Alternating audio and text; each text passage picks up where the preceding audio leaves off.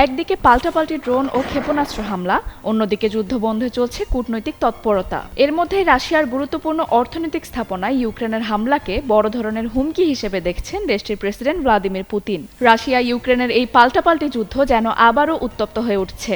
গত শুক্রবার ইউক্রেনের ক্রিভিরিহের ব্যস্ত সানি গ্যালারি শপিং কমপ্লেক্সে 2 দফা ড্রোন হামলা চালায় রুশ বাহিনী। এরপর শনিবারও চলে বিভিন্ন এলাকায় হামলা। কিয়েভ, খেরসন, দোনেস্ক ও সুমি অঞ্চলে ব্যাপক হতাহতের খবর পাওয়া যায়। আগুন ধরে যায় খেরসন শহরের একটি শপিং সেন্টারেও।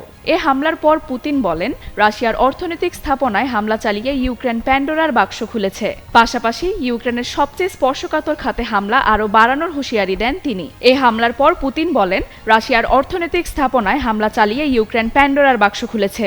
পাশাপাশি ইউক্রেনের সবচেয়ে স্পর্শকাতর খাতে হামলা আরও বাড়ানোর হুঁশিয়ারি দেন তিনি। এদিকে রাশিয়ার ক্রাসনোদার ও বেলগোরোদ অঞ্চলেও ইউক্রেনীয় হামলায় হতাহত হয়েছে বলে দাবি করেছে মস্কো। রাতভর শত শত ইউক্রেনীয় ড্রোন ভূপাতিত করে রুশ আকাশ প্রতিরক্ষা ব্যবস্থা। অপরদিকে এই পাল্টাপাল্টি হামলার পাশাপাশি ইউক্রেনের প্রেসিডেন্ট ভ্লাদিমির জেলেনস্কির সঙ্গে বৈঠক করেছেন জার্মান পররাষ্ট্রমন্ত্রী ইয়োহান ভারিফুল। যদিও ইউরোপের সক্রিয় অংশগ্রহণ ছাড়া টেকসই শান্তি সম্ভব নয় বলে জানিয়েছেন ইউক্রেনের পররাষ্ট্রমন্ত্রী আন্দ্রি সিবিহা।